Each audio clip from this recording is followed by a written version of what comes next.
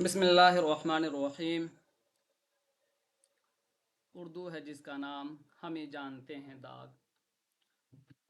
اردو ہے جس کا نام ہمیں جانتے ہیں داغ، ہندوستان میں دھوم ہماری زباں کی ہے، وہ لفظ دیگر لوگ اور بھی بولتے ہیں کہ ساری جہاں میں دھوم ہماری زباں کی ہے۔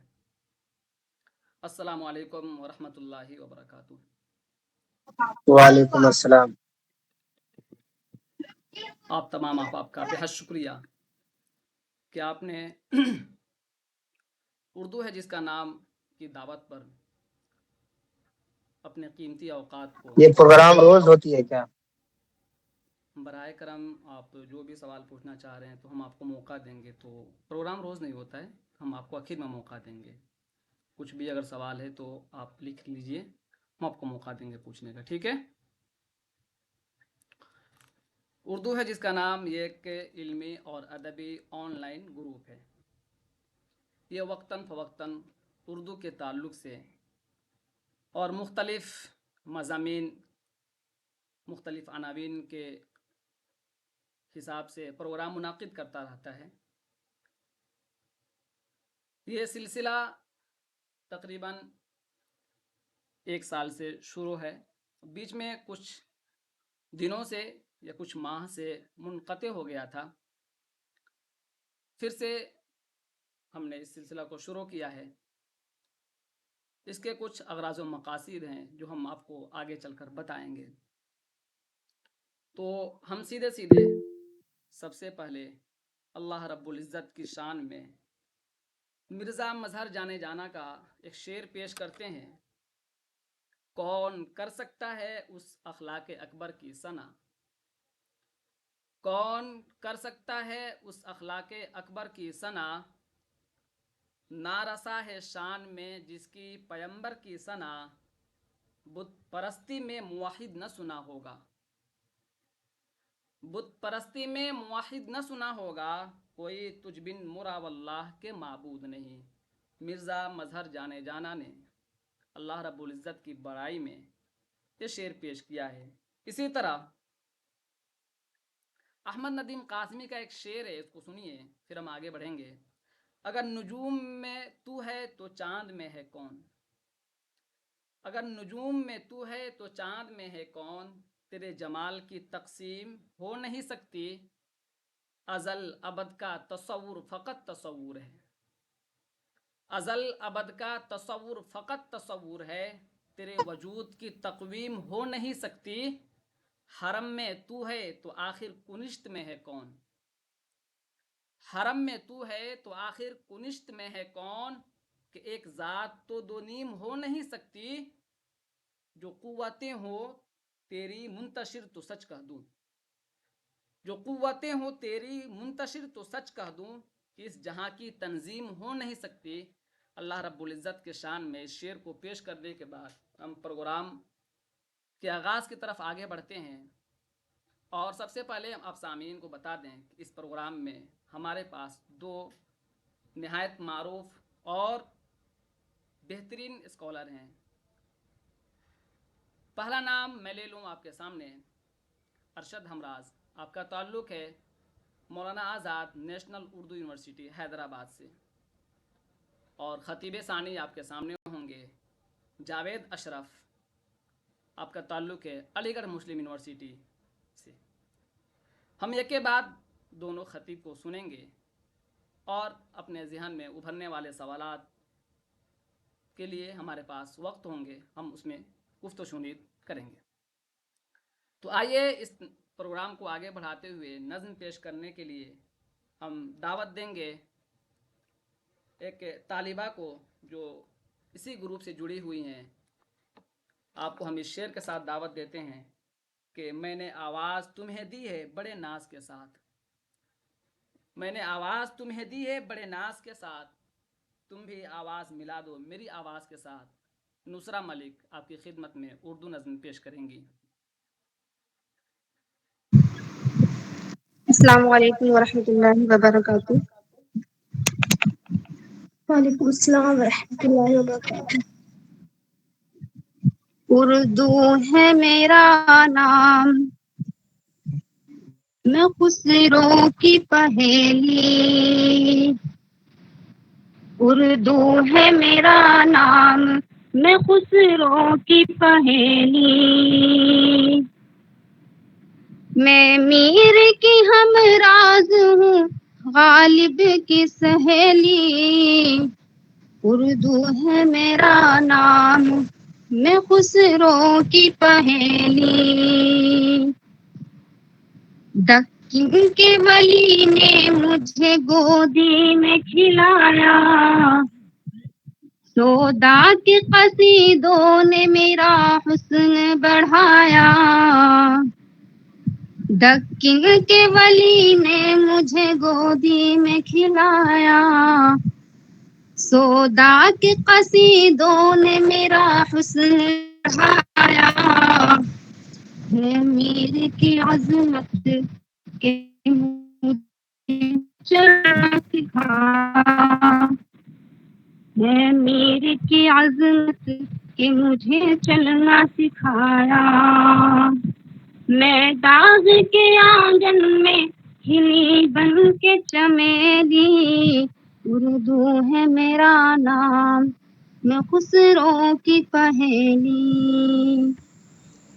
غالب نے بلندی کا سفر مجھ کو سکھایا، حالی نے مروت کا سبق یاد دلایا، غالب نے بلندی کا سفر مجھ کو سکھایا، حالی نے مروت کا سبق یاد دلایا، اقبال نے آئینہ حق مجھ کو دکھایا، اقبال نے آئینہ حق مجھ کو دکھایا، مومن نے سجائی میرے خوابوں کی حویلی، اردو ہے میرا نام، میں خسرو کی پہیلی،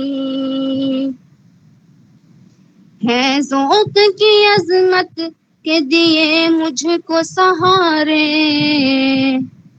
چک بس کی الفت نے میرے خواب سوارے، ہے ذوق کی عظمت کے دیے مجھ کو سہارے، چک بستی کی الفت نے میرے خواب سوارے، پانی نے سجائے میری پلکوں پہ ستارے، پانی نے سجائے میری پلکوں پہ ستارے، اردو ہے میرا نام، میں خسرو کی پہیلی،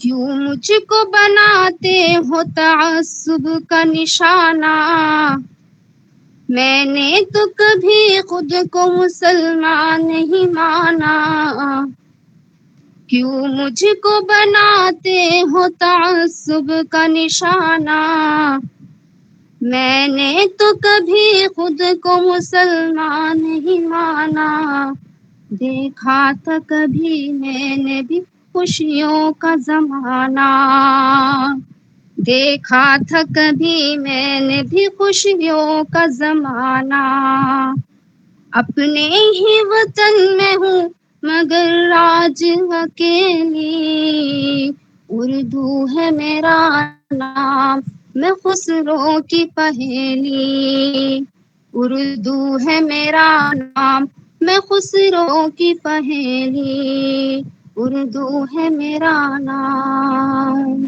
السلام علیکم ورحمۃ اللہ۔ وعلیکم السلام، بہت شکریہ۔ آپ تھی نصرہ ملک جو اردو کے تعلق سے نظم پیش کر رہی تھی۔ ہم اس بات کو واضح کر دینا ضروری سمجھتے ہیں کہ ہمارا جو پروگرام ہوتا ہے وہ السلام علیکم۔ ایک گھنٹہ، آپ نسیمہ بیگم پلیز میوٹ کر لیجیے، وہ تقریباً 1 گھنٹہ یا 1 گھنٹہ 10 منٹ کا پروگرام ہوتا ہے، تو وقت کو ہم سامنے رکھتے ہوئے سیدھے پروگرام کی طرف چلتے ہیں، اور ہم اس پروگرام کے اغراض و مقاصد کو 2-1 منٹ میں بیان کر دینا مناسب سمجھتے ہیں۔ اس پروگرام کا سب سے اہم اور سب سے بڑا مقصد یہ ہے کہ ہم ان طلباء اور اردو کے ان شائقین تک پہنچنے کی کوشش کریں جو اسباب و حالات کی وجہ سے ہندوستان کی بڑی یونیورسٹیوں کے درسگاہ سے مستفید ہونے سے محروم رہ جاتے ہیں اور یہاں تک نہیں پہنچ سکتے ہیں، تو اللہ رب العزت نے جو اسباب ہمیں دیے ہیں ان اسباب کو استعمال کر کے ہم ان طلباء تک ضرور پہنچنے کی کوشش کریں جو اپنے گھر سے اور اپنے مسکن سے ان یونیورسٹیوں سے مستفیض اسکالر سے وہ گفتگو کر سکیں اور اپنے خواب کے تعلق سے بات کر سکیں، اور دیگر کئی اہم مقاصد ہیں، لیکن وقت اس بات کی اجازت نہیں دیتا ہے کہ ہم طول کلامی سے کام لیں۔ ہم سیدھے اس پروگرام کے مہمان اول جناب ارشد ہمراز صاحب کو دعوت سخن دوں گا اس شعر کے ساتھ کہ ہر طرح کی بے سر و سامانیوں کے باوجود، احمد فراز کا یہ شعر ہے کہ ہر طرح کی بے سر و سامانیوں کے باوجود آج وہ آیا، اب ہم یہاں یہ کہیں گے آج آپ آئے تو مجھ کو اپنا گھر اچھا لگا۔ احمد فراز کے اس شعر کے ساتھ ارشد ہمراز مولانا آزاد نیشنل اردو یونیورسٹی حیدرآباد کے اسکالر ہیں، اس عنوان کے ساتھ اردو غزل اور ہندوستانی تہذیب۔ السلام علیکم، میری آواز آ رہی کلیئر مظفر؟ جی سر آپ وعلیکم السلام۔ ٹھیک ہے، بہت شکریہ۔ سب سے پہلے تو میں اردو ہے جس کا نام کی ٹیم بطور خاص مظفر امام صاحب کا شکریہ ادا کرتا ہوں کہ آپ نے اس اہم علمی پروگرام میں مجھے دعوت دی اور شرکت کا موقع دیا، اس کے لیے میں آپ کا شکر گزار ہوں، اور مبارکباد پیش کرتا ہوں کہ وقتاً فوقتاً آپ اس گہما گہمی کے دور میں بھی ایسے ادبی پروگرام منعقد کرتے رہتے ہیں، اس کے لیے میں آپ کو مبارکباد پیش کرتا ہوں، اور انشاءاللہ امید کرتا ہوں کہ یہ پروگرام کا سلسلہ یوں ہی جاری رہے گا۔ میں تمام ناظرین اور سامعین کا بھی شکریہ ادا کرتا ہوں کہ آپ جڑے ہیں پروگرام سے، اور امید ہے کہ زیادہ تر طلباء و طالبات ہی ہوں گے، ریسرچ اسکالرس بھی ہو سکتے ہیں، چونکہ میں بھی ایک طالب علم ہی ہوں، لہٰذا اسی انداز سے گفتگو ہوگی، سہل انداز میں اور بہت ہی سیدھے سادے انداز میں، تاکہ ہم سمجھ سکیں اور سمجھا سکیں۔ ممکن ہے کہ کچھ اساتذہ کرام بھی جڑے ہوں، تو میں ان سے اصلاح کی توقع رکھتا ہوں اگر کچھ کمی بیشی ہو۔ جہاں تک اس موضوع کا سوال ہے، موضوع جو عنوان ہے آج کے پروگرام کا بہت ہی عمدہ اور بہت ہی اچھا ہے۔ اس عنوان میں وسعت بہت ہے، اتنا وسیع ہے کہ اس کے لیے 10-15 منٹ ناکافی ہیں۔ اتنے مختصر سے وقت میں صرف موضوعات کے جو اہم پوائنٹس ہیں اس کی طرف اشارہ کیا جا سکتا ہے، اور میں وہی کرنے کی کوشش کروں گا، کیونکہ جب تہذیب کی بات ہوتی ہے تو وہاں پر اردو زبان آ جاتی ہے۔ اردو زبان اور تہذیب پر جب بات کی جائے تو اس کے لیے کئی گھنٹے درکار ہوں گے، کیونکہ اردو زبان محض ایک زبان نہیں ہے، تہذیب ہے یہ۔ اگر اس پر چونکہ بات کی جائے تو بالکل الگ موضوع ہو جائے گا، اور میں کوشش کروں گا کہ وقت چونکہ کم ہے، 10 سے 15 منٹ کا ٹائم ہے میرے پاس، تو میں اردو زبان اور تہذیب پر بات نہ کروں، بلکہ جو موضوع ہے آج کا کہ ہندوستانی تہذیب اور اردو غزل، میری گفتگو اسی پر مرکوز رہے، اور شاعری کے حدود سے بھی ہم باہر نہ نکلیں، بلکہ غزل پہ صرف گفتگو ہماری محدود رہے گی۔ تہذیب کی جب بات آتی ہے ہندوستانی تہذیب کی، تو اس کی نمائندگی غزل سے زیادہ نظمیہ شاعری میں ہوئی ہے۔ جو نظمیں ہیں، مرثیے ہیں، دوہے ہیں، گیت ہیں، ان میں ہندوستانی تہذیب کی جس طریقے سے عکاسی ہوئی ہے اردو نظمیہ شاعری میں، ایسی دیگر مائک میوٹ کر دیں مظفر، جو لوگ مائک آن کر رکھتے ہیں ان کو میوٹ کر لیں، ڈسٹرب ہوگا۔ آپ سب لوگ ابھی مائک اپنا بند رکھیں، آخر میں انشاءاللہ موقع دیا جائے گا، جیسا کہ مظفر صاحب نے ابھی بتایا کہ آپ سوال و جواب، ایک مقرر اور بھی ہیں مہمان ہمارے سینئر جاوید اشرف بھائی، وہ بھی تفصیل سے بھی گفتگو کریں گے، تو بیچ میں آپ تھوڑا سا مداخلت نہ کریں تو مہربانی ہوگی۔ تو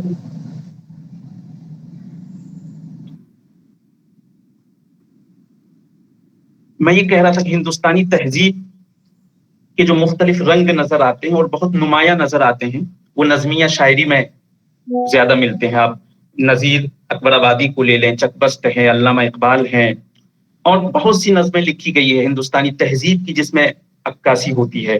होली पे, दिवाली पे, ईद पे, दशहरा पे, बरखा रुत पे, बरसात पर मुख्तलिफ तरह की नज़में आपको मिल जाएंगी।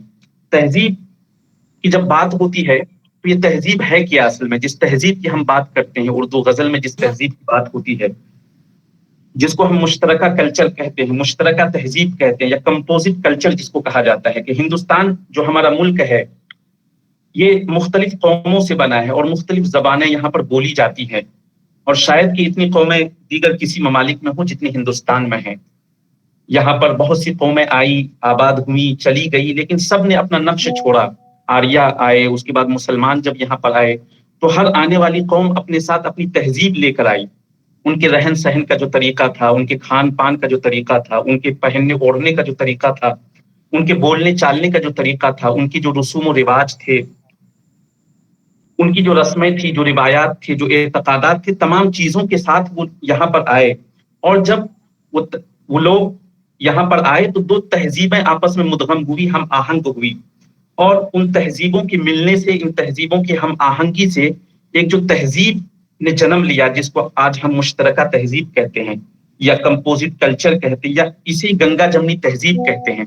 ये वही तहजीब है जो मुख्तलिफ कौमों के मिलने से, मुख्तलिफ कौमों के जमा होने से बनी। और हमारी जबान जो उर्दू जबान है, इसमें भी इसका असर दिखता है कि मुख्तलिफ जबानों के अल्फाज को उर्दू ने अपने दामन में समेटा है, इस शर्त पर कि वो उर्दू पर गिरा न गुजरे। यानी उर्दू की जो शीरीनी है, जो लताफत है, अगर वो मुतासिर नहीं होती है तो इसी शर्त पर उर्दू ने बहुत से मुख्तलिफ जबानों के अल्फाज अपने अंदर लिए। संस्कृत के अल्फाज आए, अरबिक के, फारसी के, तुर्की के। मैं इस पर बात नहीं करूंगा कि ये अलग बहस में हम निकल जाएंगे, हमें बात गजल पे करनी है, जो तहजीब का। तो ये गंगा जमनी तहजीब या मुश्तरका तहजीब है, या शमसुर रहमान फारूकी साहब जिसको हिंद इस्लामी तहजीब कहते हैं, इस तहजीब का अक्स, इस तहजीब की झलकियां हमें नज़मिया शायरी में बहुत ज्यादा मिलती हैं। और गजल भी इससे खाली नहीं है, गजल में भी ये तहजीब की झलकियां, इसके मुख्तलिफ रंग आपको मिलेंगे। हिंदुस्तान के जो मौसम हैं, हिंदुस्तान के जो त्यौहार हैं, यहाँ के जो मेले हैं, यहाँ का जो लिबास है, यहाँ का जो कल्चर है, तमाम चीजें आपको यहाँ पे मिलेंगी। यहाँ पे जो बसने वाली कौमें हैं, उनकी जो तस्वुरात हैं, उनकी जो रिवायात हैं या एतकादात हैं, या उनकी जो मजहबी अफराद हैं, उनके ताल्लुक से भी उर्दू गजल में बहुत सी ऐसी बातें बयान की गई हैं और बहुत सलीके से बयान की गई है।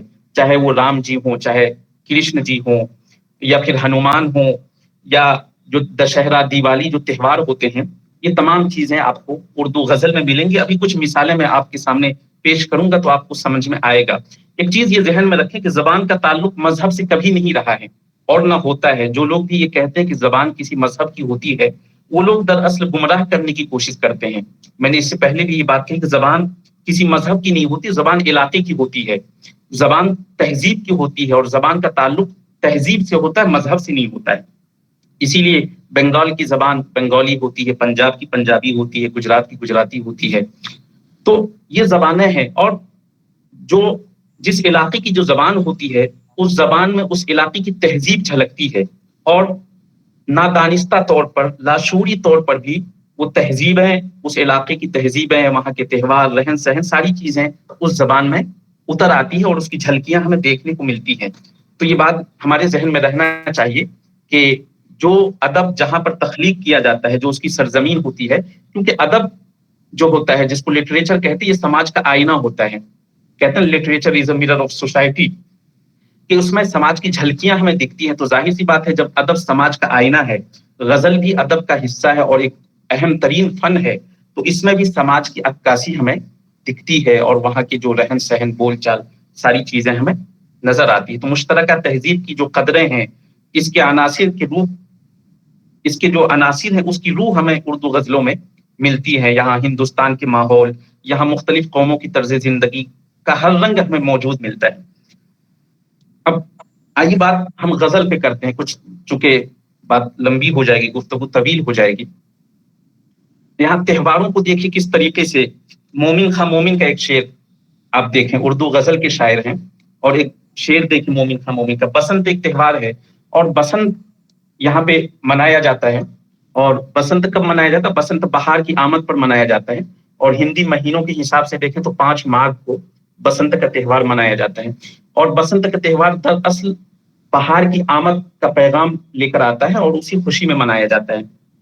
تو بسنتی رنگ بھی ہوتا ہے، اور بسنت کہتے ہیں پیلے، جو پیلا رنگ ہوتا ہے، اور اس مہینے میں ماغ کے مہینے میں کیونکہ بہار کی آمد ہوتی ہے اور سرسوں کے پھول کھلتے ہیں، مختلف پھولوں کے ساتھ سرسوں کے پھول بھی کھلتے ہیں، تو اس مناسبت سے بھی اس کو بسنت کہا جاتا ہے، اسی سے بسنتی جوڑا بھی آتا ہے، اسی سے بسنتی رنگ بھی آتا ہے۔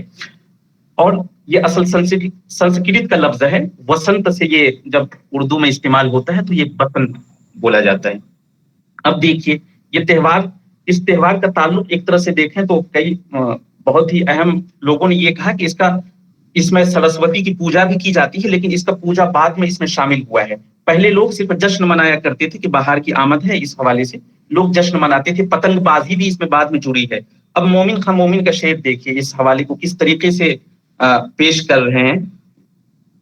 وہاں تو ہے زرد پوش، یہاں میں ہوں زرد رنگ، وہاں تو ہے زرد پوش، یہاں میں ہوں زرد رنگ، وہاں تیرے گھر بسنت یا میرے گھر بسنت۔ اب دیکھیں بسنت اور زرد رنگ ایک طرح سے بیماری کی بھی علامت ہوتی ہے، جس کو جونڈس بھی کہتے ہیں، اور انسان جب عشق میں مبتلا ہوتا ہے تو اس کے چہرے پر زردی آ جاتی ہے، گویا کہ وہ لاغری کی علامت ہوتی ہے۔ تو مومن خان مومن یہاں پہ اس طریقے سے دیکھیے بسنت کو کتنے خوبصورت انداز میں، اور یہ غزل کا شعر ہے۔ اب اسی طرز کا ایک شعر دیکھیے نذیر اکبر آبادی، جس کے بارے میں ابھی نظمیہ شاعری کی بات کی، لیکن غزل میں دیکھیے وہ کہتے ہیں نکلے ہو کس بہار سے تم زرد پوش ہو، زرد پوش وہی بسنت سے اس کا تعلق ہے، نکلے ہو کس بہار سے تم زرد پوش ہو، جس کی نوید پہنچی ہے رنگے پسند ہو۔ اب دیکھیے اپنے محبوب سے مخاطب ہیں۔ اسی طریقے سے بہت سی چیزیں ایسی ہیں، بہت سی اشیاء ایسے ہیں جو ہندوستان میں استعمال ہوتے ہیں اور وہ تہذیب کا حصہ ہے، اور وہ اشیاء اردو غزل میں اس طریقے سے کھپ گئے ہیں کہ محسوس نہیں ہوتا ہے۔ جب آپ اس پر دھیان دیں گے، غور سے سنیں گے، تو پھر اندازہ لگے گا کہ اس شعر کو صرف ہندوستان میں پڑھنے میں مزہ آ سکتا ہے، اور ہندوستان میں جو اشیاء استعمال ہوتی، جو مخصوص چیزیں استعمال ہوتی، اس کو کس سلیقے سے شاعر، غزل کا شاعر اپنی غزلیہ شاعری میں ڈھالتا ہے۔ مومن کا ایک مشہور، بہت ہی مشہور شعر ہے، دیکھیں، اس غیرت ناہید کی ہر تان ہے دیپک، اس غیرت ناہید کی ہر تان ہے دیپک، شعلہ سا لپک جائے ہے آواز تو دیکھو۔ اب دیکھیے دیپک کا یہاں پہ لفظ انہوں نے استعمال کیا ہے، اور دیپک عام طور سے دیوالیوں میں جلائے جاتے ہیں، مندروں میں جلائے جاتے ہیں، اور دیپک گھروں میں بھی جلائے جاتے ہیں۔ اور دیپک کا جو کانسیپٹ ہے، جو تصور ہے، وہ ہندوستان کی مٹی سے وابستہ ہے، اور اس کو معاف کیجیے گا، مومن کتنے خوبصورت انداز میں پیش کرتے ہیں۔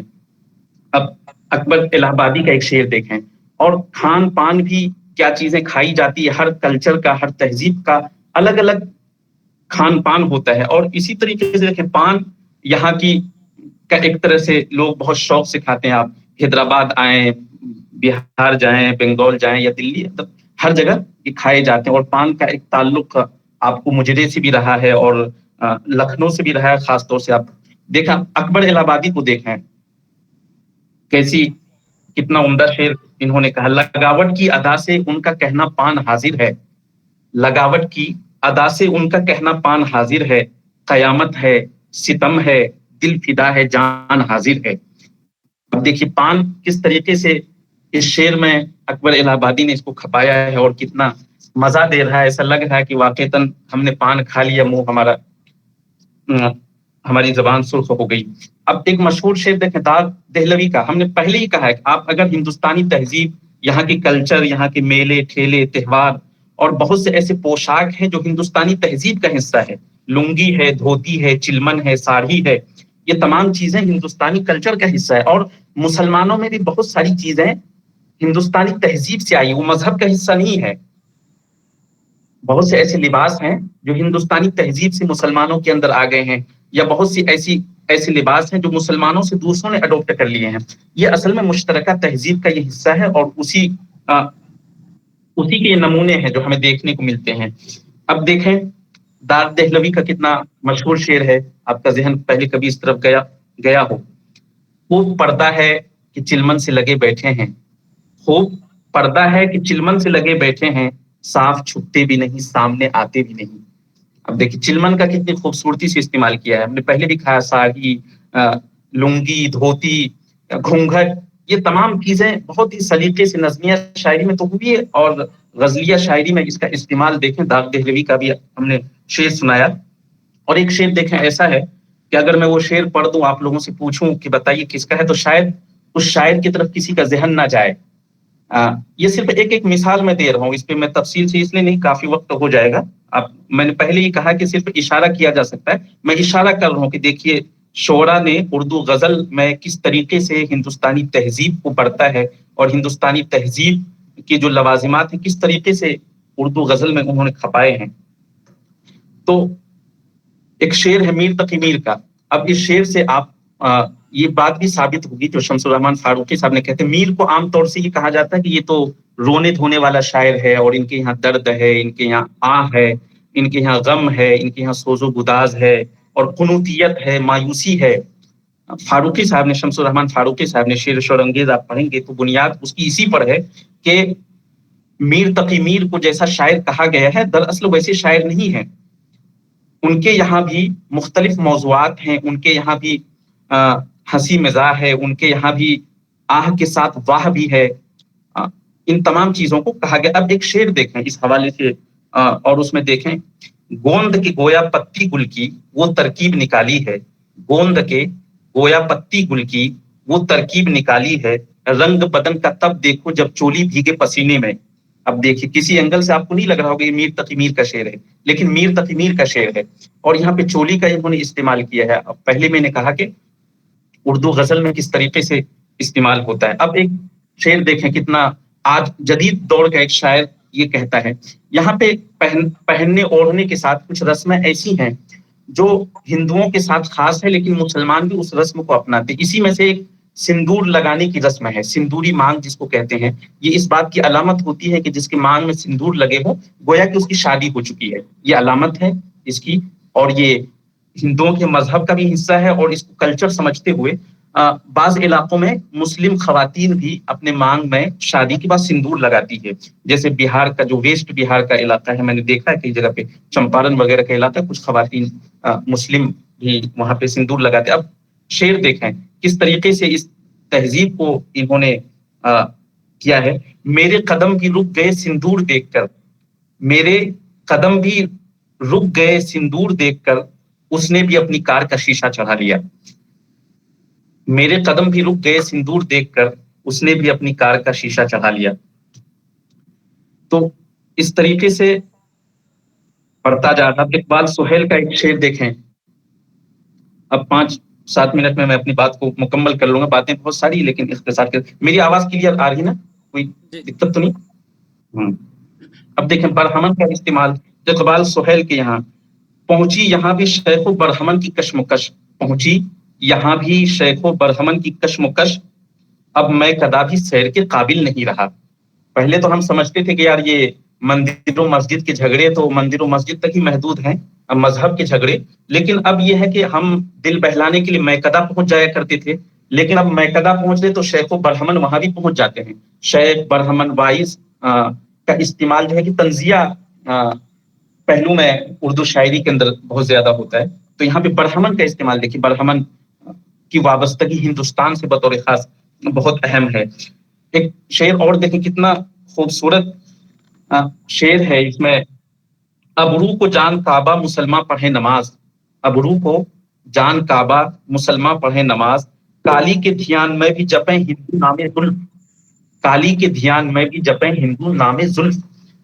تو اردو شاعری میں بہت سے جو ہندو دھرم کے اہم شخصیات ہیں، جیسے میں نے ابھی کہا کہ رام جی ہیں، اسی میں کالی ایک دیوی ہے جس کی پوجا ہوا کرتی ہے بطور خاص. بنگال وغیرہ میں اور بھی بہت سے علاقوں میں ان کی ایک دیوتا ہے کالی. اب شاعر دیکھیں کتنی اچھی بات کر، ابرو کو جان کعبہ مسلمہ پڑھے نماز. یہ جو ابرو ہوتا ہے یہ بھی سیاہ ہوتا ہے، اور کعبہ کا جو غلاف ہوتا ہے وہ بھی سیاہ ہوتا ہے. اب مسلمان کیا کر رہے ہیں؟ ابرو کو دیکھ کر وہ نماز پڑھ رہے ہیں، کعبے سے ان کو گویا کہ کوئی مطلب نہیں ہے.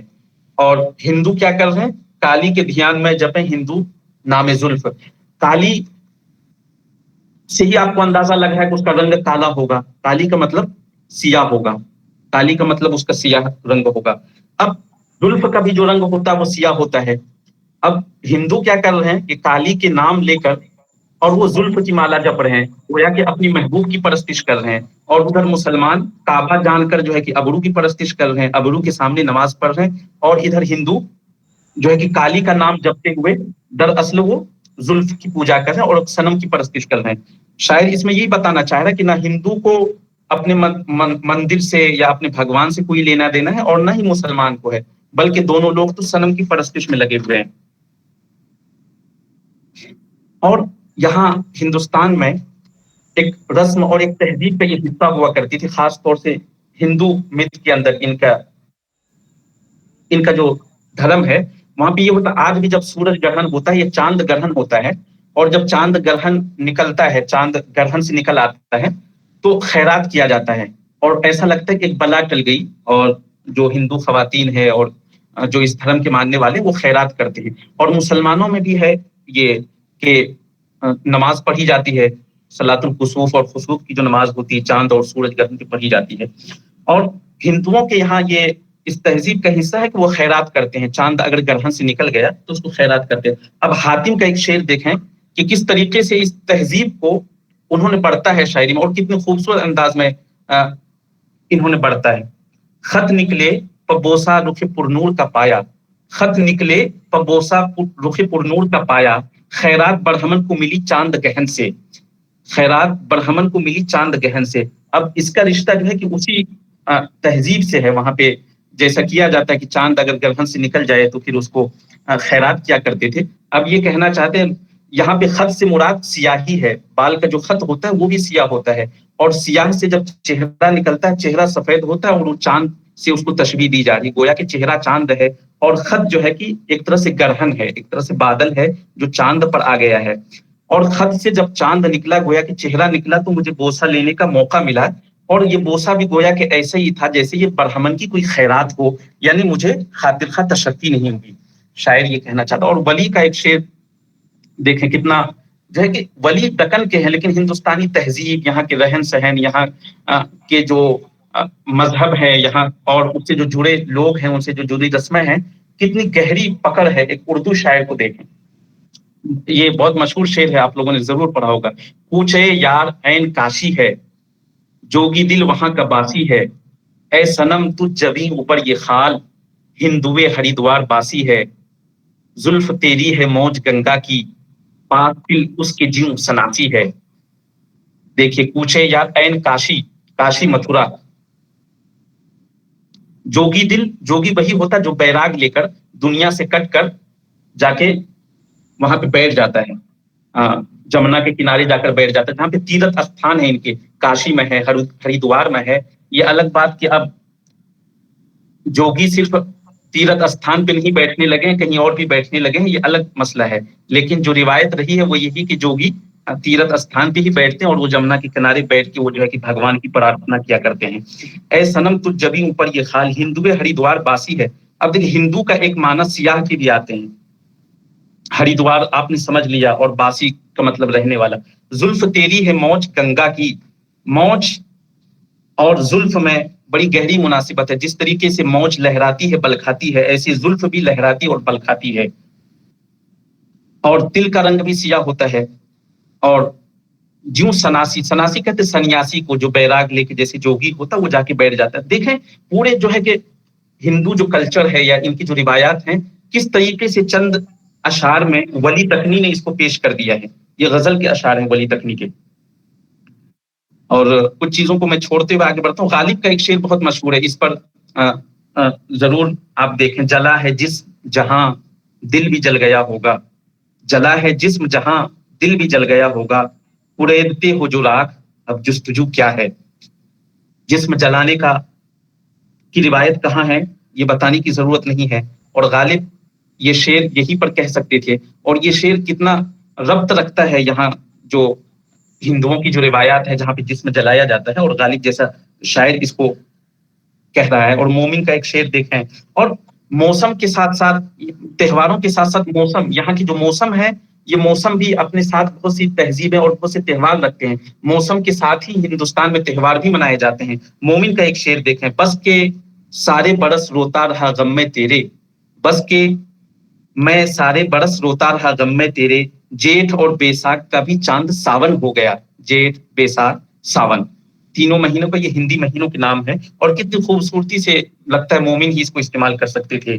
اب دیکھیں، ابھی میں نے کہا کہ ہندوستانی تہذیب، یہاں کا جو کلچر ہے، یہاں کی لباس بھی ہر قوم کی اپنے اپنے لباس ہوتے ہیں، اور اس سے اس کی شناخت ایک طرح سے ہوتی ہے. گھونگھٹ ہندوستان کی تہذیب کا حصہ ہے، پردہ یہاں کی تہذیب کا حصہ ہے. اب یقین دیکھیے کتنا اچھا شعر کہہ رہے ہیں، اٹھا اس منہ سے اے باد صبا گھونگھٹ کے آنچل کو. گھونگھٹ، آنچل دونوں کا استعمال کتنی خوبصورتی سے کرتے. اٹھا اس منہ سے اے باد صبا گھونگھٹ کے آنچل کو،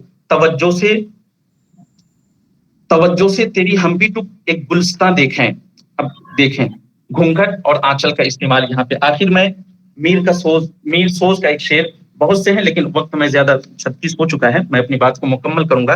میر سوز کا ایک شعر دیکھیں، نت کے کو لے کر کتنی اچھی. نت کے موتی پکار پڑتے ہیں، نت جو ناک میں پہنا جاتا ہے، خواتین جو پہنتی ہیں، نت کے موتی پکار پڑتے ہیں، تیرے عاشق کا ناک میں دم ہے. اب دیکھیں ناک میں دم ہونا یہ محاورہ ہے، اس محاورے کو کتنی خوبصورتی سے استعمال کیا، اور نت اور ناک کی مناسبت سے کتنا اچھا شعر یہ میر سوز کا ہے. تو خلاصہ کلام یہ کہ کچھ اشعار ایسے اور بھی بہت سے تھے اس میں، لیکن میں چونکہ وقت نہیں ہے، تو خلاصہ کلام یہ کہ ہندوستانی جو تہذیب ہے، یہاں کا جو کمپوزٹ کلچر ہے، یا گنگا جمنی تہذیب ہے، یا ہند اسلامی تہذیب ہے، اس کے جو عناصر ہیں وہ تمام بہت ہی نمایاں رنگ میں ہمیں غزلیہ شاعری میں نظر آتے ہیں، جس کی چند مثالیں ابھی ہم نے پیش کی آپ کے سامنے. اگر تہذیب کو الگ کر دیا جائے تو پھر اردو غزل نہیں بچتی ہے، اگر غزل کو الگ کیا جائے تو تہذیب نہیں ہے. گویا کہ تہذیب اور غزل کا رشتہ ایک طرح سے جسم اور روح کا رشتہ ہے. تہذیب کی جھلک ہمیں غزلوں میں جا بجا ملتی ہے، اور ایسے سینکڑوں اور درجنوں اشعار پیش کیے جا سکتے ہیں. میں اسی کے ساتھ اپنی بات کو ختم کرتا ہوں کہ ہم ہیں تہذیب کے علم بردار، ہم کو اردو زبان آتی ہے، اور غزل چونکہ رمز اور ایما کا فن ہے، اس میں بہت سی باتیں کھل کر ویسی نہیں بیان کی جاتی جیسی نظمیہ شاعری میں بیان کی جا سکتی ہے.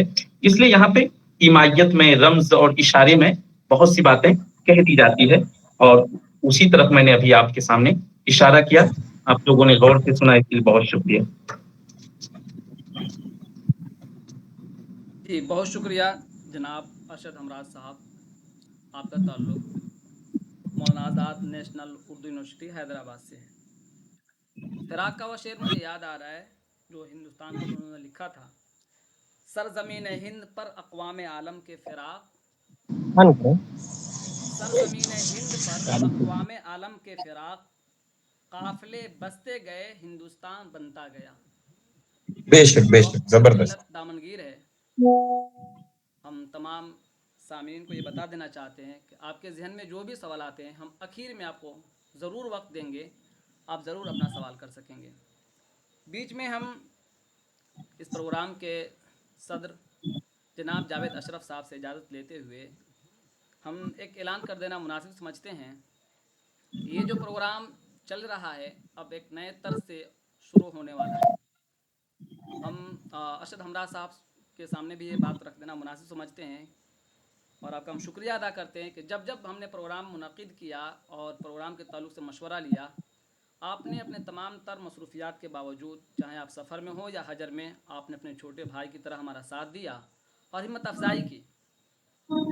ہم نے مشورہ کیا ہے اور ہم آگے مشورہ کرنے جا رہے ہیں، اور ایک کمیٹی بنانے جا رہے ہیں اردو زبان و ادب کے تعلق سے. ہم ہر 10 دن کے بعد، ارشد بھائی اگر آپ سن رہے ہیں تو ہماری بات پر ذرا توجہ دیں اور ہمیں ہمت افزائی کی ضرورت ہے کہ ہم ہر 10 دن کے بعد، ہر 10 دن پہ یا ہر ہفتے پروگرام منعقد کریں گے. اس کی نوعیت یہ ہوگی کہ ہم کوئی افسانہ، کوئی نظم، کوئی مثنوی، کوئی غزل یا کوئی ادبی شاہکارہ کا انتخاب کریں گے، اور یہ انتخاب ایک کمیٹی کرے گی، اور اس کے ساتھ اس کو پڑھنے کا رواج دیا جائے گا، اور اس طرح ہمارا ایک سلسلہ شروع ہونے والا ہے.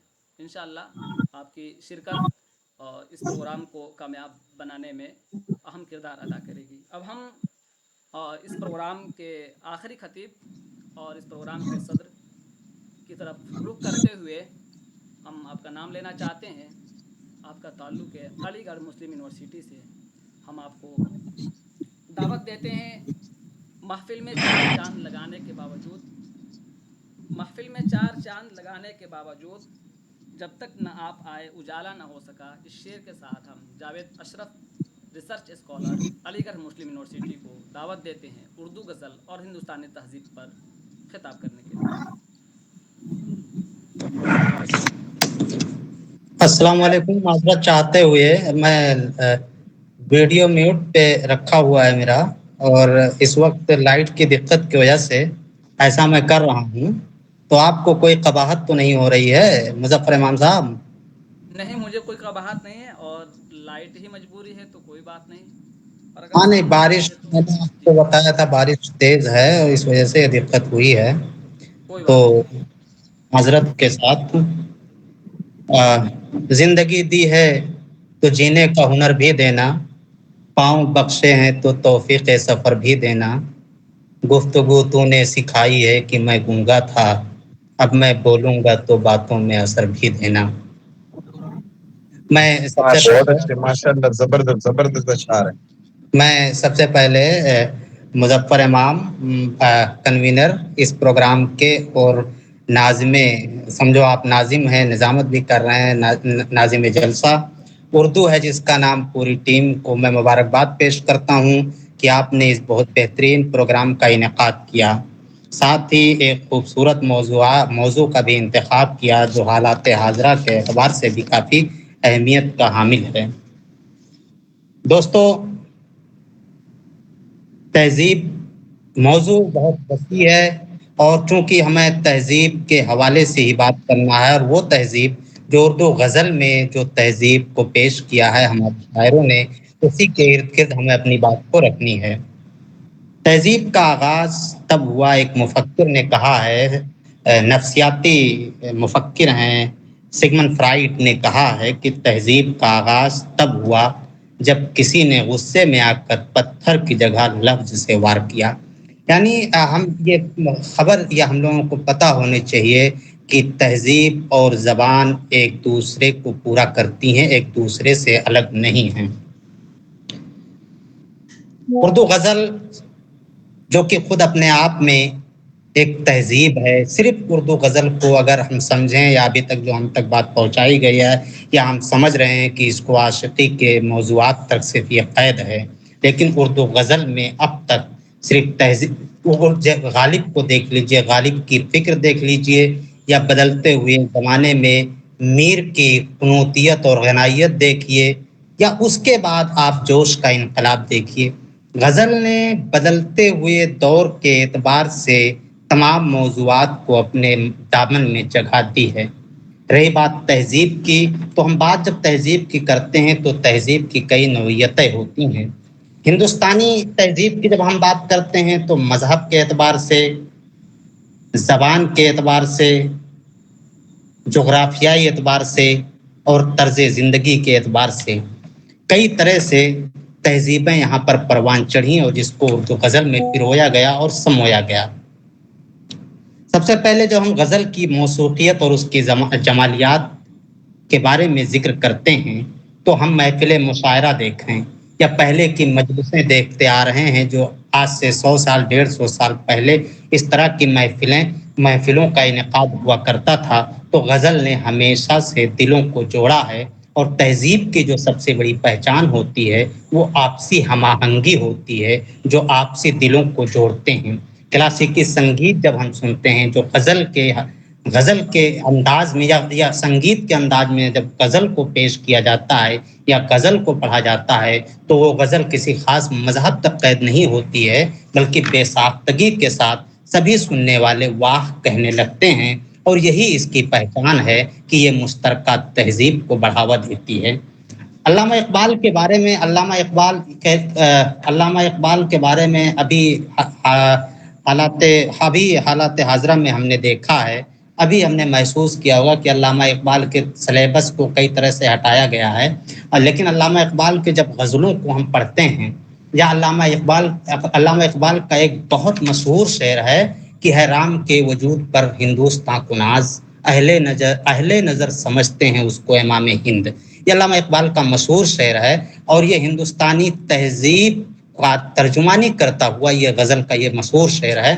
تو آئیے دوسری چیز جو ہم نے بتائی کہ ایک تو تہذیب کی سب سے بڑی پہچان جو ہوتی ہے وہ آپسی تنوع اور ہم آہنگی ہوتی ہے، اور دوسری جو ہوتی ہے وہ زبان کی ہوتی ہے. جو زبانی تہذیب ہوتی ہے وہ ہندی، فارسی یا اور جو یہاں کی اپنے ملک کی جو زبانیں ہیں ان تمام زبانوں کو اپنے اندر، اس میں اتنی وسعت ہوتی ہے، کیا اتنی وسعت ہے اردو غزل میں کہ یہ تمام زبانوں کو اپنے اندر سمیٹے ہوئے ہیں. سب سے پہلے جس کا ہمارا تصور ہے، جو ہم سوچتے ہیں کہ اردو غزل کی شروعات ہندی شعرا اور ہندی اردو دونوں شعرا دونوں جو تسلسل ہے، ہم امیر خسرو کو اپنا پہلا شاعر تسلیم کرتے ہیں. امیر خسرو کا ایک بہت مشہور شعر ہے جو ہم جیسے یکایکش دل دو چشم جادو بسط فریبم ببرد تسکین، کسے پڑی ہے جو جا سناوے پیارے پی کو ہماری بتیاں. آپ اس شعر کو پڑھیں گے یا آپ فیض احمد فیض کا ایک لے لیجئے، ایک شعر ہے یاد غزال چشمہ ذکر سمن ہزاراں جب چاہ کر لیا ہے کنجے قفس بہاراں. آپ امیر خسرو کے اشعار کو غزل کے اس شعر کو لے لیجئے یا فیض احمد فیض کے اس شعر کو لے لیجئے، دونوں اشعار میں آپ کو لگے گا کہ اردو اور فارسی زبان کو اپنے اندر سمیٹے ہوئے ہے. تو تہذیب کی ایک پہچان جو ہوتی ہے وہ زبان کی حیثیت سے رہتی ہے کہ وہ تمام زبانوں کو وہ شعر جو لافانی ہو جاتی ہے، جو اپنے تمام زبانوں کو اپنے اندر سمیٹ لیتی ہے. تو غزل کی سب سے بڑی خوبی یہ ہے کہ وہ تمام زبانوں کو اپنے اندر سمیٹ لیتی ہے. ہمارے ساتھی مقرر ارشد ہمراز نے بہت اچھے انداز میں اپنی باتوں کو رکھا اور انہوں نے ایک ذکر کیا کہ نظم جہاں تک ہے غزل کے بالمقابل نظم میں ہندوستانی تہذیب کی ترجمانی کافی حد تک زیادہ کی گئی ہے. لیکن میں تھوڑا سا اس میں ایڈ کروں گا کہ اس میں داستانوں میں، ناول اور ناولٹ میں بھی کافی حد تک آپ اگر جہاں سے اردو ناول کی شروعات ہوتی ہے، ڈپٹی نذیر احمد کے جو ناولیں ہیں تو پورے کے پورے ناولیں توبۃ النصوح لے لیجئے یا اور جو اصغری اکبری کا مشہور کیریکٹر انہوں نے بنایا تھا، تمام ان کی ناولیں جو ہیں وہ ہندوستانی تہذیب کی عکاسی کرتی ہیں. لیکن یہاں پہ مقصود جو ہے ہمیں اردو غزل کے حوالے سے ہی بات کرنا ہے. تو آئیے آگے بڑھتے ہیں. اسلام کے نقطۂ نظر سے اگر ہم بات کرتے ہیں، جب تہذیب کی بات ہوتی ہے تو آپ اسلامی تہذیب اور جب جغرافیائی تہذیب، جیسے مصر کی ایک تہذیب سویلائزیشن لے لیجئے. ہمارے یہاں ناصر کاظمی کا ایک مشہور شعر ہے کہ یوں تیرے حسن کی تصویر غزل میں آئے جیسے بلقیس سلیمہ کے محل میں آئے. اب ہم یہ بتانے کی ہمیں ضرورت نہیں ہے کہ بلقیس اور سلیمہ کا قصہ کیا ہے اور اس کے پیچھے جو شعر کا جو ایک تلمیح کا یہ شعر پیش کیا گیا ہے، یہ کہیں نہ کہیں مصری تہذیب کو ہمارے سامنے پیش کرتا دکھ رہا ہے غزل کا یہ شعر. اس کے آگے جب پڑھتے ہیں، اب ہمارے یہاں اردو جب مذہبی تہذیب کی جب بات کرتے ہیں تو سب سے پہلے مذہب میں جو تہذیب ہمارے یہاں پروان چڑھی وہ صوفیت کی تہذیب رہی ہے. اور غزل میں بھی آپ دیکھ لیجئے، چاہے امیر خسرو ہوں، ہمارے یہاں غزل میں تصوف کے معاملے میں خواجہ میر درد کا ایک شعر آپ سنیے گا، ابھی آپ کو احساس ہوگا، جگ میں آ کر ادھر ادھر دیکھا تو ہی آیا نظر جدھر دیکھا. اور جو مہابھارت میں کہا گیا ایکم برہم دتیم ناسم، مطلب برہم ایک ہے، اس کے علاوہ کوئی نہیں ہے. جگ میں آ کر ادھر ادھر دیکھا تو ہی آیا نظر جدھر دیکھا. آگے چلیے، ولی نے کہا جدھر دیکھوں تو سے حسن تیرا، جدھر دیکھوں جیسے سوز کا اسرار سے کعبے کی خبر شیخ جو رکھتا، اسرار سے کعبے کی خبر شیخ جو رکھتا، بت خانے سے ہرگز اسے انکار نہ ہوتا. تو آپ سنیے، یہ جو اشعار ہمارے جو پرانے صوفی قسم کے یا صوفیت جو ہمارے غزلوں میں غالب رہا ہے، اس میں اس طرح کے اشعار ہوئے ہیں جو ہندوستانی تہذیب کی نمائندگی کر رہے ہیں. لیکن تہذیبوں کی نمائندگی کرنے کے لیے یا تہذیبوں کو غزلوں میں پرونے کے لیے ہمارے شعراء نے جیسے تلمیحات کا کافی سہارا لیا ہے. تلمیحات میں اب آپ کے سامنے تلمیحات میں بہت سارے، جیسے ایک تلمیح میر کا ایک مشہور شعر ہے کہ کفر کچھ چاہیے اسلام کی رونق کے لیے، کفر کچھ چاہیے اسلام کی رونق کے لیے، حسن زنار ہے تسبیح سلیمانی کا. تو زنار جیسے ایک براہمن جو ایک پہنتا ہے، براہمن جو اپنا کوئی منتر لیتا ہے، ایک منتر لیا جاتا ہے کہ وہ پوری طرح سے شاکاہاری ہیں، اور ایک دھاگا کسی ایک پتھر کو باندھ کے ان کو ایک دھاگا پہنایا جاتا ہے، تو وہ زنار ہوتا ہے. اور اسی قصیدے کو آپ نے سودا کو دیکھا ہوا، جب کفر ثابت ہے وہ تمغائے مسلمانی نہ ٹوٹا شیخ سے زنار تسبیح سلیمانی، اسی شعر کو میر نے ترجمہ کیا ہے، سمجھ لیجئے تشریح کیا ہے کہ کفر کچھ چاہیے اسلام کی رونق کے لیے، حسن زنار ہے تسبیح سلیمانی کا. آگے بڑھیے. اردو غزل میں تلمیحات کی جب ہم بات کرتے ہیں تو شری رام جو ہندو مذہب کے سمجھے ایک خدا کا تصور ہے ہندو مذہب میں. اور آپ سنیے گا ایک شعر میں آپ کے سامنے پیش کرتا ہوں کہ نین راون ہیں ارجن بال پلکے بھویں دھنک بھیم کی.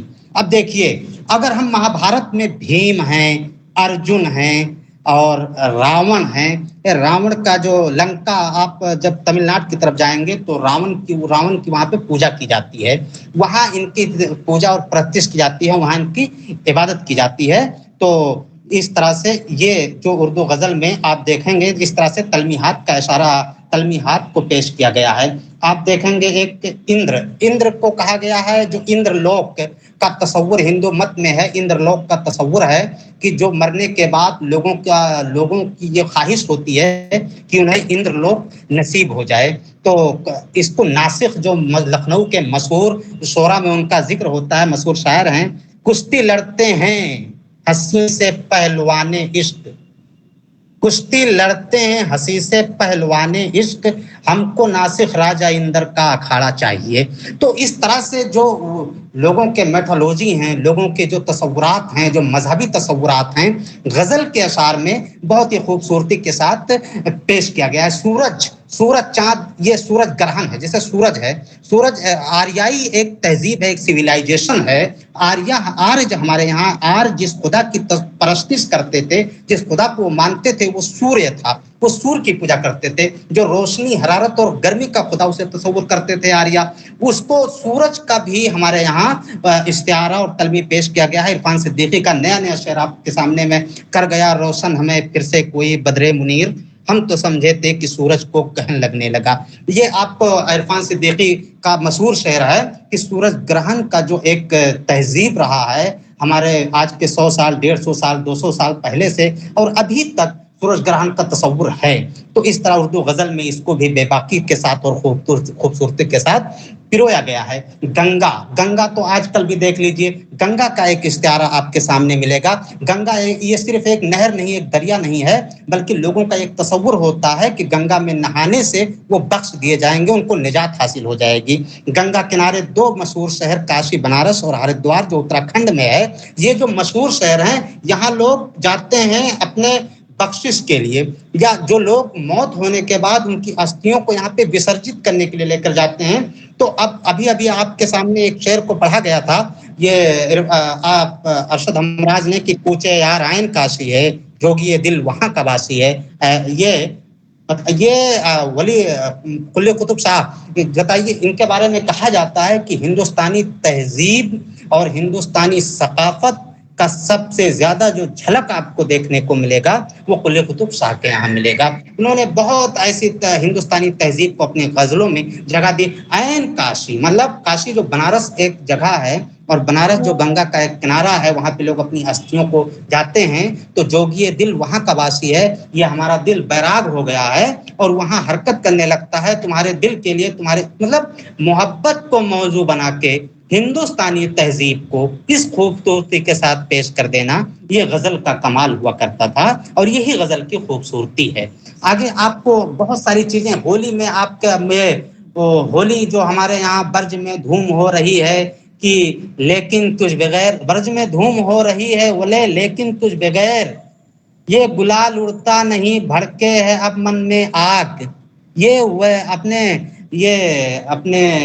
نذیر اکبر آبادی کا مشہور شعر ہے. انہوں نے تو ہندوستانی تہذیب کو پوری طرح سے ایک باڑھ سی لگا دی ہے اپنے نظموں میں، اپنی تحریروں میں. وہ جیتا اور جاگتا ہوا ایک استعارہ بن گئے ہیں نذیر اکبر آبادی ہندوستانی تہذیب و ثقافت کے. اب صرف تہذیب میں کہتا ہوں صرف مذہب تک نہیں ہوتی ہے، بلکہ اب دیکھیے آپ لکھنؤ تہذیب پہ جب ہم جاتے ہیں، لکھنؤ کی شہریت پہ جاتے ہیں، وہاں پہ رہنے والوں کی ذاتی زندگانی کا جب ہم جائزہ لیتے ہیں تو ایک سنیے گا، آپ کا آتش کا شعر ہے، ہر روز روز عید ہے، ہر شام سب برات سوتے ہیں ہاتھ گردنے مینا میں ڈال کے۔ اب سوچئے کہ گردنے مینا کیا ہے، سراہی کی وہ کون سی جام ہے جو لکھنؤ کی بساست، لکھنؤ کی خوشیاں، لکھنؤ کی نوابیت، وہاں کی خوشحالی، وہاں کی طرز زندگی اور وہاں کی شاہانہ طرز عمل کے بارے میں ایک غزل کے اس شعر سے آتش نے سب کچھ ثابت کر دیا ہے اور یہ ظاہر کر دیا ہے۔ اور اس کے بالمقابل چہرے پہ سارے شہر کے گردے ملال ہے، چہرے پہ سارے شہر کے گردے ملال ہے، جو دل کا حال ہے وہی دلی کا حال ہے۔ تو دلی کی جو بے کسی تھی کہ وہ ایک محبوبہ تھی جس بار وہ آیا لوٹا، اس چیز کا بھی ذکر غزل میں کیا جا رہا ہے۔ اور پھر لکھنؤ کی تہذیب، وہاں کی خوشیاں، وہاں کی خوشحال چیزیں اور طرز عمل، الگ بات ہے امراؤ جان ادا میں بھی وہ چیزیں ہمیں دیکھنے کو ملی ہیں، لیکن مقصود یہاں پہ ہمیں غزل کے بات کرنی ہے۔ تو ہر روز ہر سب برات ہے، ہر روز روز عید، سوتے ہیں ہاتھ گردنے مینا میں ڈال کے۔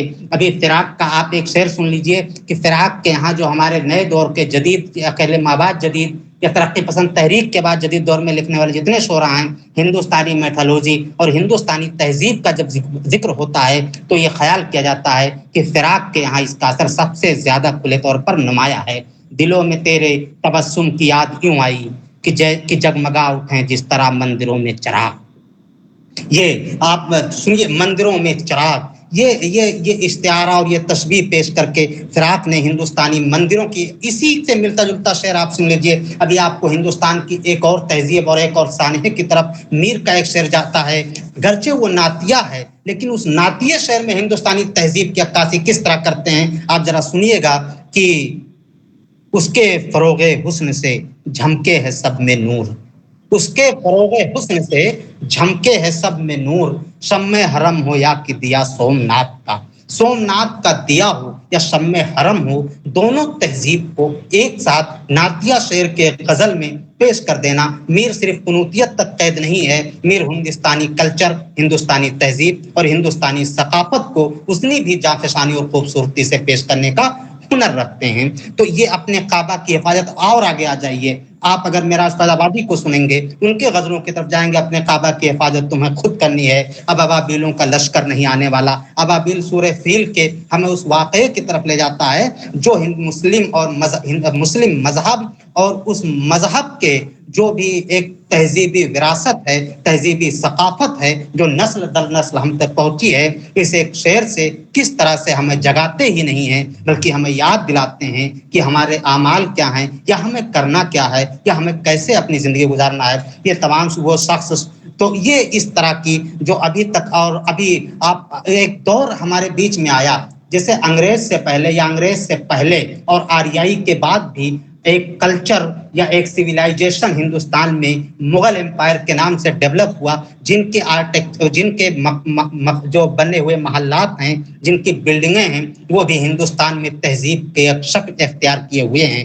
تاج محل ایک خوبصورت استعارہ بن کے ابھرا، گرچہ وہ محبت کا استعارہ ہے لیکن ہندوستانی اور مغل تہذیب کی حیثیت سے اس کا اپنا ایک بہت اہم مقام ہے۔ کہ بھوپالی نے اس تہذیب کو یا اس تم سے ملتی جلتی میں آواز کہاں سے لاؤں گا، بہت شعراء نے ساحل الدین نے تو تاج محل نظم ہی لکھ دیا تھا، اور لیکن قیب بھوپالی کہتے ہیں تم سے ملتی جلتی میں آواز کہاں سے لاؤں گا، تاج محل بن جائے اگر ممتاز کہاں سے لاؤں گا۔ قیب بھوپالی نے اس کو کہا ہے۔ اس کے علاوہ یہ چمنزار، یہ دریا کا کنارہ، یہ محل، یہ منقش در و دیوار، یہ محراب، یہ طاق، ایک شہنشاہ نے بنوا کے ہنسی تاج محل، ہم غریبوں کی محبت کا اڑایا ہے مذاق، ساحل لدھیانوی کہتے ہیں۔ لیکن اگر آپ بدایونی کے پاس پہنچتے ہیں، ایک شہنشاہ نے بنوا کے ہنسی تاج محل، ہم کیا ہے، ہم محبت کی وہ دے دی، کہانی دے دی، کچھ اس طرح سے اشعار ہیں۔ بہرحال تاج محل کو بھی لوگوں نے استعارے کے طور پر اور تہذیبی تلمیحات کے طور پر وہ اس طرح سے پیش کیا ہے۔ ہندوستان کی تہذیب میں اب جیسے فراق کا ایک مشہور شعر ہے، ماتھے پہ مانگ میں یا مانگ میں لال سیاہی بھر کے 2 فال کر دینا اپنے بال کو، وہ ایک تہذیب رہی ہے. اور یہ عمومی طور پر یا خصوصی طور پر شادی شدہ جو عورتیں ہوتی ہیں ان کے لیے یہ ضروری ہوتا ہے، وہ ماتھے کی کہکشاں، وہ موتی بھری مانگ، وہ گود میں ننھا سا ہمکتا بالک. اس طرح سے اشعار انہوں نے کرچے وہ اور کسی لب و لہجے کے انداز میں اور کسی موضوعات کے حوالے سے انہوں نے پیش کیا ہو، لیکن ہندوستانی تہذیب کو نظر آ جائے جیسی کہ ہندوستان میں صورت. ایک شعر سن لیجئے گا، نظر آ جائے تو جیسے کہ ہندوستان میں صورت، کبو کاہے خلق ایسی ہوئی کنعان کی صورت. اب کنعان کی صورت آپ سمجھ سکتے ہیں کہ یوسف علیہ السلام کی خوبصورتی کا کس طرح سے ذکر یہاں پہ کیا جا رہا ہے. تو اس طرح کے بہت سارے اشعار اور بہت سارے خیالات اردو شاعری میں، لیلا عرب میں قیس مبارک رہے تجھے، دل کو ہمارے ہیں بتے ہندوستاں پسند. لیلا مجنوں کی کہانیاں اور قصے کس طرح سے بہت مشہور ہوئے، ڈرامے ہوئے، فلمیں بنی، اور وہ ایک کہانی کی شکل اس طرح سے ہندوستان ان کو اپنے یہاں غزل میں بھی اس کو پرویا گیا ہے. تو اس طرح سے یہ بہت ساری باتیں، مجھے لگ رہا ہے کہ 8:02 ہو چکے ہیں اور غالباً 7 سے 8 بجے تک پروگرام کا موضوع تھا، اور اس درمیان بھی مجھے اس خطاب کے علاوہ 2-3 منٹ میں صدارتی خطبہ بھی پیش کرنا ہے. تو اس لیے میں بلا تاخیر اپنے بات کو نہ بڑھاتے ہوئے بس یہ کہ ہندوستانی ان تمام چیزوں کے باوجود، جیسے ہندوستان میں عشق بھی ہے، تصور، اس غزلوں میں غزل کا جو موضوع ہے وہاں صرف عشق نہیں ہے، وہاں صرف غنائیت نہیں ہے، وہاں صرف محبوب کی باتیں نہیں ہیں، بلکہ وہ شانہ بشانہ ہندوستانی تہذیب کو، ہندوستانی ثقافت کو اور بدلتے ہوئے حالات میں بدلتے ہوئے موضوعات کو بڑی ہی آسانی کے ساتھ اپنے دامن میں اس میں چڑھاتی ہے. اس کا عشق صرف روایتی نہیں ہے بلکہ جمالیات کا گہرا احساس بھی اس کے یہاں پایا جاتا ہے. میں انہی باتوں کے ساتھ اپنے خطاب کو سماپت کرتے ہوئے چند 2 منٹ میں صدارتی خطبہ پیش کر کے میں آپ لوگوں سے اجازت چاہوں گا. بہت شکریہ. صدارتی خطاب سے پہلے اگر سوال و جواب کی نشست ہو جائے بہتر ہے شاید. ہاں، کوئی سوال و جواب کرنا چاہتا تو بے شک کر سکتا ہے. آپ میں سے کسی کے ذہن میں کوئی سوال ہو تو آپ اپنے سوال کر لیں، اس کے بعد صدارتی خطاب ہوگا مختصر سا، اور پھر پروگرام کا اختتام ہو جائے گا. کسی کے ذہن میں کوئی بھی سوال ہو تو آپ سوال کر سکتے ہیں. مشترکہ تہذیب پر غالب کا یہ شعر دیکھیں. اور لے آئے بازار سے گر ٹوٹ گیا، اور لے آئے بازار سے گر ٹوٹ گیا، جامع جم سے یہ میرا جامع سفال اچھا ہے. اگر آپ کے ذہن میں کوئی بھی سوال ہو تو آپ پوچھ سکتے ہیں. اور یوں ہی مطالعے کے دوران یہ شعر آیا تھا، زمانہ بڑے شوق سے سن رہا تھا، زمانہ بڑے شوق سے سن رہا تھا، ہم ہی سو گئے داستاں کہتے کہتے. آپ کے ذہن میں کوئی بھی سوال ہو تو آپ پوچھ لیں. السلام علیکم ورحمۃ اللہ. السلام ورحمۃ اللہ. جاوید اشرف بھائی کا بیان اور ارشد ہمراز بھائی کا بیان، خطبہ دونوں لوگوں کی تقریر بہت اچھی رہی، کافی معلومات ہوئی اس سے.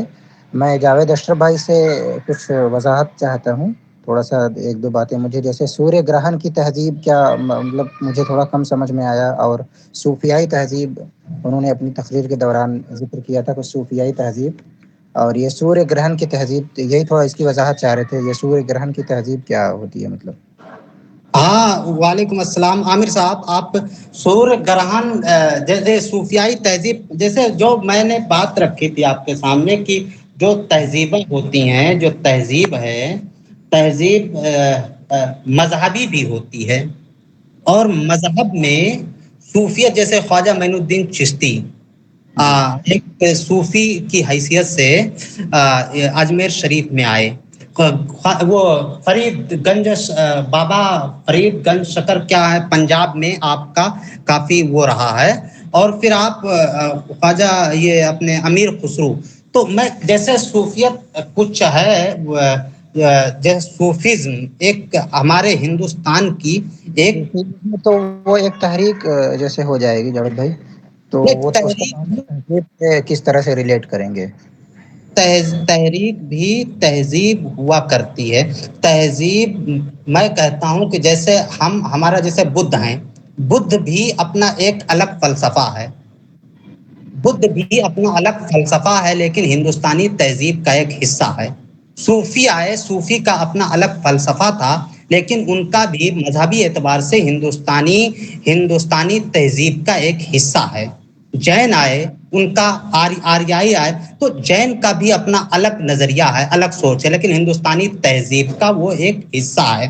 तहजीबें बता रहे हैं कि मजहब से सिर्फ मजहब तक उसको कैद नहीं किया जा सकता है, उनका अलग फलसफा होता है, अलग नजरियात होते हैं, अलग जैसे तर्ज जिंदगी भी, तर्ज मुआशरत भी तहजीब का एक हिस्सा होता है, मुआशरत भी तहजीब का हिस्सा होता है। मोहनजोदड़ो जैसे आपने पढ़ा, हड़प्पा सभ्यता, हड़प्पा सभ्यता में आपने जो भी अब 1921-22 में जहां तक आपको जानकारी होगी, दयाराम साहनी ने इसकी खोज की है, तो अब ये जो है एक सभ्यता थी, गर्चे वहां पे पत्थर मिल गए, नली मिल गए, कुछ हड्डी मिल गई, कुछ सींग मिल गए, लेकिन वो भी हिंदुस्तानी तहजीब का एक हिस्सा है और उसको तहजीब करार दिया गया है, उसको लोगों ने तहजीब माना है। तो इसलिए मैं कह रहा हूं कि जो फलसफे जैसे सूफिज्म एक तहरीक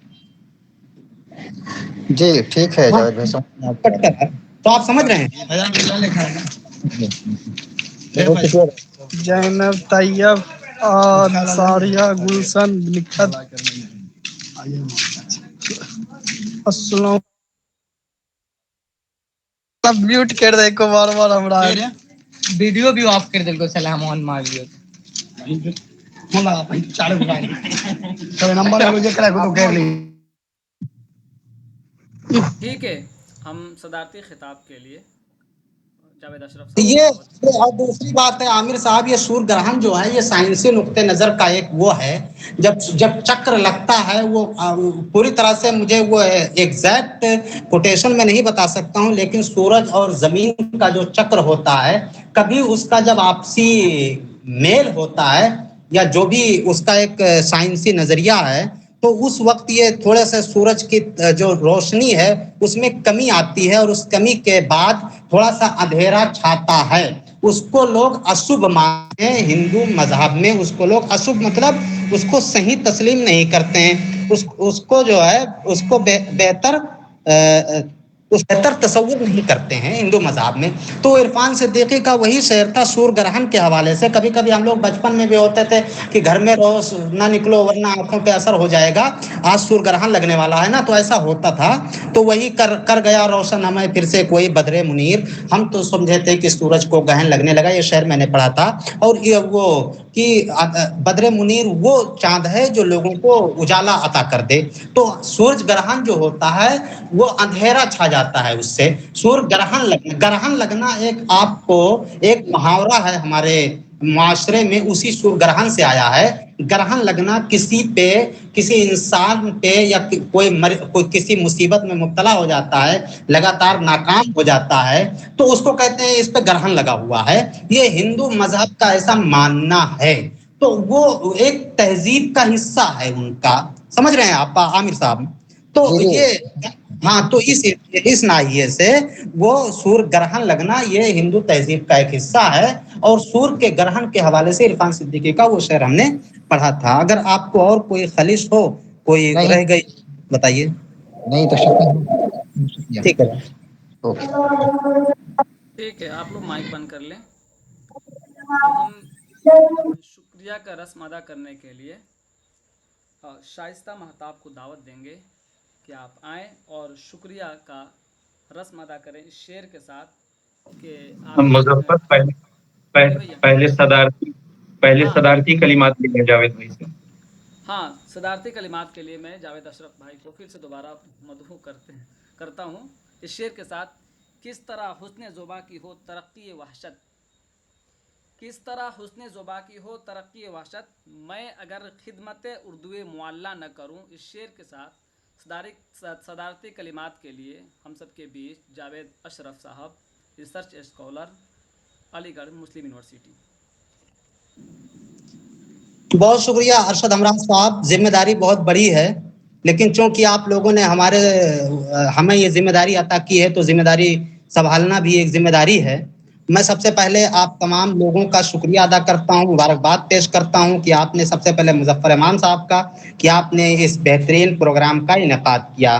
میں اس کے بعد اس پروگرام کے تمام شرکا کا جنہوں نے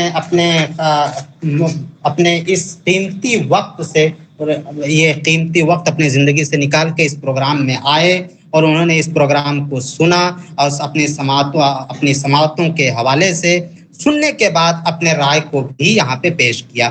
احمد مشتاق کا ایک شعر ہے کہ نئے دیوانے کو دیکھیں تو خوشی ہوتی ہے، ہم بھی ایسے ہی تھے جب آئے تھے ویرانے میں. بہت اس طرح کے پروگرام جو ہوتے ہیں دھیرے دھیرے مجھے امید ہے کہ مجروح سلطان پوری کا ہی تو شاید وہ شعر ہے کہ مجروح سلطان پوری کا میں اکیلا ہی چلا تھا جانب منزل مگر لوگ ساتھ آتے گئے اور کارواں بنتا گیا. یہ ایک کارواں کا شکل اختیار کرے گا اور ممکن ہے کہ آنے والے دنوں میں مستقبل میں ایک سے ایک بہترین پروگرام کا انعقاد کرے گا، کیونکہ اس ٹیم کو میں نے پچھلے 2 سالوں سے لگاتار دیکھ رہا ہوں. ایک سے ایک بہترین پروفیسرز کو بلاتے رہے ہیں. یہاں پہ مجھے پچھلے بار مدھیہ پردیش سے بھی ایک ڈاکٹر جڑے تھے. تو اس طرح سے پروگرام ہوتا رہا ہے. مظفر امام قابل مبارکباد ہیں آپ کہ اس طرح سے لوگوں کو اکٹھا کرتے ہیں اور پروگرام کرتے ہیں. اس کے بعد ہمارے سینئر ساتھی اور فی الحال research scholar Maulana Azad national university Urdu Arshad ہمراز کا بھی میں تہ دل سے شکریہ ادا کرتے ہوئے مستقبال پیش کرتا ہوں کہ آپ نے بہترین خطاب سماعتوں کے حوالے کیا، لوگوں نے سنا اور آپ کا مطالعہ وسیع ہے. آپ نے بہترین مطالعے کے ساتھ جانکاری کے ساتھ اپنی باتوں کو لوگوں تک پہنچایا. شیفر رسول کا ایک شعر ہے کہ اس کی باتیں کیا کرتے ہو، وہ لفظوں کا بانی تھا، اس کے کتنے لہجے تھے اور ہر لہجہ لافانی تھا. آپ کا لہجہ لافانی ہے. آپ امید کرتے ہیں مستقبل میں آپ صرف ارشد ہمراز ہی نہیں بلکہ یہاں پر موجود تمام شرکا کو، تمام سامعین کو جو یہاں موجود ہیں، جو آن لائن ہم سے جڑے ہیں، وہ سب کے سب میدان علوم و معارف کے وہ مرجع خلائق بنے اس سے آسمان علوم دنیا کے درخشندہ ستارے راہیاب ہوں. درخشندہ ستارے صرف راہیاب ہونا ہوں بلکہ وہ بھٹکے ہوئے کارواں کو اور علم کے پیاسوں کو آپ کے ذریعے سیرابی حاصل ہو. انشاءاللہ ایسا ہوتا رہے گا، کیونکہ پھر کیا ہے، چلتے ہیں بت کدے سے میر پھر ملیں گے اگر خدا لایا. بہت بہت شکریہ آپ تمام لوگوں کا. اس شعر کے ساتھ ہم آگے بڑھیں گے اور آپ کا شکریہ ادا کریں گے اور شکریہ کا رسم مظفر 2 سیکنڈ. جاوید بھائی کا بہت شکریہ. ایک چیز میں واضح کر دوں کہ جاوید بھائی ہمارے سینئر ہیں اور میں جونیئر ہوں، اور ابھی گفتگو سے بھی آپ کو اندازہ ہوا ہوگا. ماشاءاللہ بہت اچھی گفتگو رہی آپ کی اور بہت ہی تفصیل کے ساتھ آپ نے رکھا ہے، اور ہمارے بہت ہی محترم بھائی ہیں اور علی گڑھ سے ہیں. بہت شکریہ جاوید. محبت آپ کی. ہم آپ تمام کا شکریہ ادا کرتے ہیں. شکریہ کا رسم ادا کرنے کے لیے ہم تو شائستہ مہتاب کو دعوت دیں گے، لیکن میں اپنی ذمہ داری کے طور پر میں بتا دوں آپ سب کو کہ اس میں ہمارے اساتذہ بھی شریک ہیں اور بغور سماعت فرما رہے ہیں. ہم تمام اساتذہ کا شکریہ ادا کرتے ہیں اور بشیر بدر کا یہ شعر پیش کرتے ہیں. تمہارے ساتھ یہ موسم فرشتوں جیسا ہے، تمہارے ساتھ یہ موسم فرشتوں جیسا ہے، تمہارے بعد یہ موسم بہت ستائے گا. ہم شکریہ کا رسم ادا کرنے کے لیے شائستہ مہتاب کو اس شعر کے ساتھ دعوت دیتے ہیں. چاند چہرے مجھے اچھے تو بہت لگتے ہیں. عباس تابش کا یہ شعر ہے، بہت مشہور ہے. چاند چہرے مجھے اچھے تو بہت لگتے ہیں، عشق میں اس سے کروں گا جس سے اردو آئے. آپ شکریہ کا رسم ادا کریں. شائستہ مہتاب. السلام علیکم ورحمۃ اللہ وبرکاتہ. اس پروگرام کے روح رواں جناب مظفر امام سر کا بے حد شکریہ ادا کرتی ہوں، جنہوں نے آج کے پروگرام کی نظامت کو بحسن و خوبی انجام دیا. نہ صرف نظامت بلکہ آج کا یہ پروگرام انہی کی محنت و کاوش کا ثمرہ ہے. ان کی ادبی نشستیں اور محفلیں ہم طالب علموں کی معلومات میں اضافہ کا سبب بنتی ہیں اور آئندہ بھی بنتی رہیں گی. ان کے لیے ایک شعر پیش کرنا چاہوں گی. ترویج دے رہا ہے جو اردو زبان کو، ترویج دے رہا ہے جو اردو زبان کو، بے شک وہ باغبان ہے اردو زبان کا. مہمان کہہ رہا ہے بڑا خوش نصیب ہے، مہمان کہہ رہا ہے بڑا خوش نصیب ہے، جو شخص میزبان ہے اردو زبان کا.